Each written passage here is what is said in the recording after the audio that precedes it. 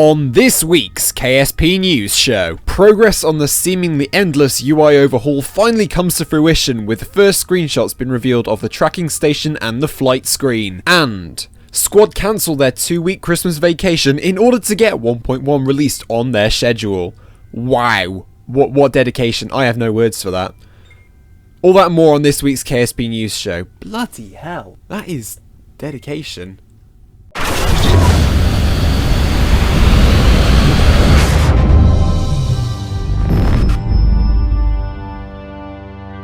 Reporting live from the Kerbal Space Center, it's your host, Jinli Kerman.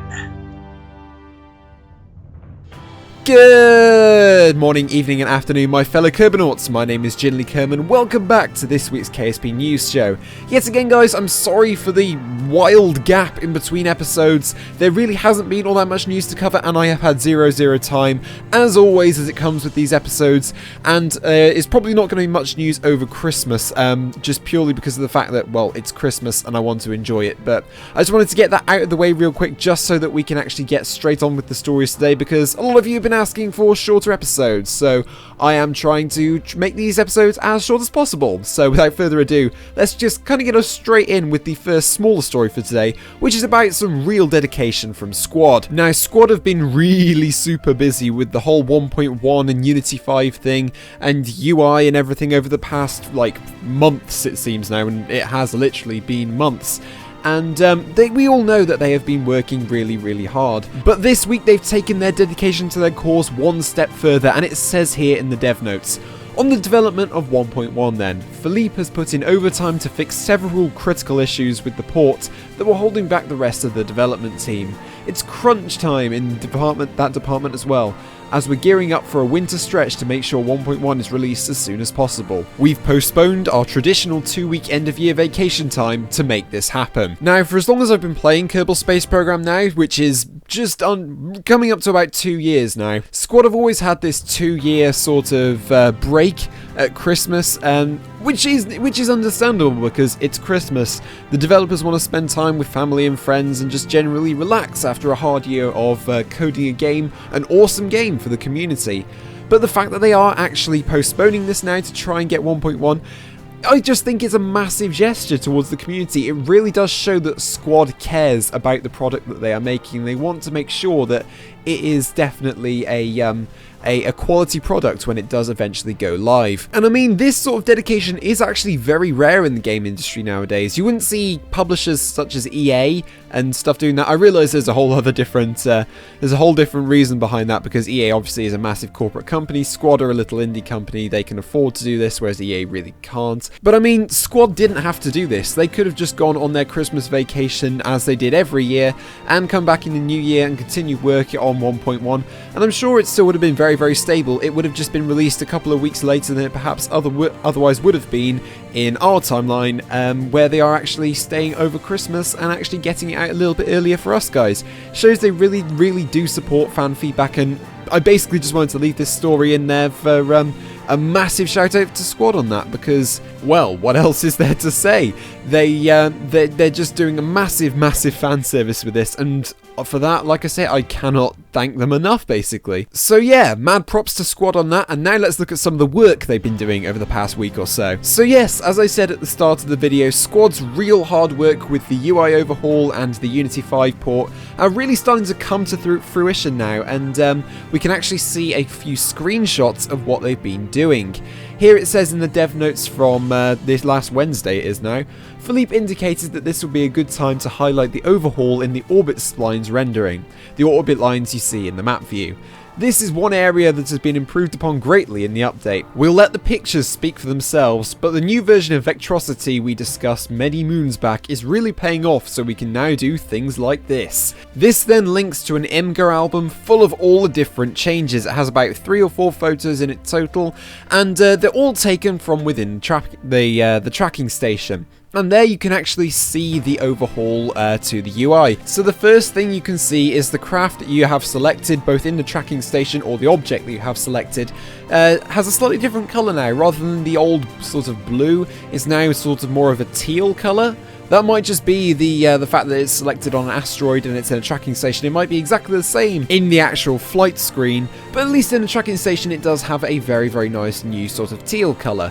You can also see that craft now are occluded by different planets. Like you can see there is a craft on Minmus there, but because it's on the opposite side to Minmus, the actual icon for Minmus, the little purple thing, is actually blocking the actual craft logo there.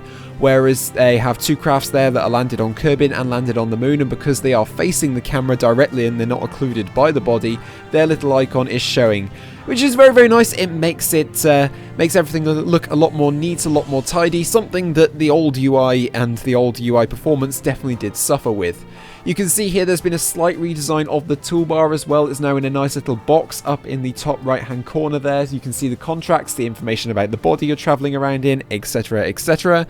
And there's also been very, very slight changes to the actual list of tracked objects. Not that there's anything really significant there. It's all really laid out the same and it all functions exactly the same. One of the biggest things you can see in all of these screenshots now, though, is the overhauled orbit look, shall we say. Basically, each craft and each celestial body now almost has sort of a tail streaming behind it. So basically, opposite to the planet's direction of travel, the line's going to be thicker, and the further along the orbit it gets, the line grows fainter and fainter and fainter, until the line is at its faintest right in front of the planet's direction of travel. You can see in this screenshot here, Juna, you can see the red tail of the orbit that's opposite to the direction is very, very thick. And it continues all the way around the orbit, gradually getting fainter and fainter and fainter until it's right in front of Juna, where it's at its faintest. The whole idea of this is to give you guys a more sort of a better understanding as to which direction the planets or celestial bodies or even spacecraft are orbiting.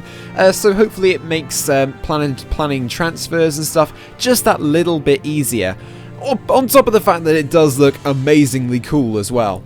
Also, another little thing to note in this screenshot as well is that your periapsis in an encounter, so you can see here the asteroid encounter, it will either be overlain or occluded by the celestial body you're trying to go to, depending on what side of the planet it actually is. Which is always nice because I cannot count the amount of times I've always arrived at a celestial body going in the wrong direction, particularly going to larger celestial bodies such as Jewel, which are further out. I usually don't really care as long as I can get myself into orbit, but this could save you some fuel and it could actually save you some mission planning. The fact that you can now see what direction you're going to go into orbit around a celestial body will make things a lot easier in terms of actual planning. On top of that, you can also see that the actual planet icons now have slightly different, slightly more detail, slightly more shadowing and stuff like that. Very, very small change, but it just looks a lot more awesome after all. It's not just the tracking station for the moment though. The flight screen has been overhauled ever so slightly, and that is to incorporate the new probe mechanics. If you remember my episode from ages ago, I announced that you'll now need a radar dish and communication system in order to communicate with sort of deep space probes in Kerbal Space Program. And now they've added a nice little signal indicator and a nice status report for your probe if you have an unmanned sort of probe going into space, and they've added it next to the time warp section of the actual flight screen.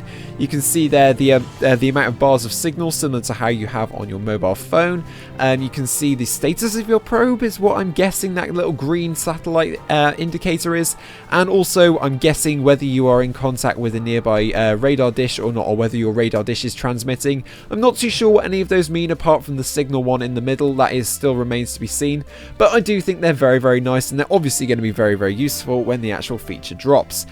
So let me know what you think, guys, in the comments down below. What do you think of these new UI changes? Do you think they look awesome? Do you think they look terrible? Let me know in the comments down below. As always, I'll be really, really interested to hear your opinions, should I say.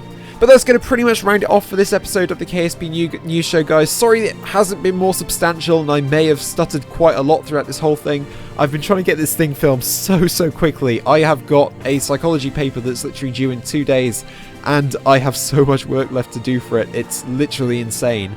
But like I say, guys, I just want to thank you very much for watching. Thank you so much for your continued support on this series and all of my other videos. I've got some awesome videos coming out in the next couple of days for you, and I think that you're going to absolutely love them. So yeah, guys, remember to like and subscribe for more. This is Jinley Kerman signing off, and as always, stay classy.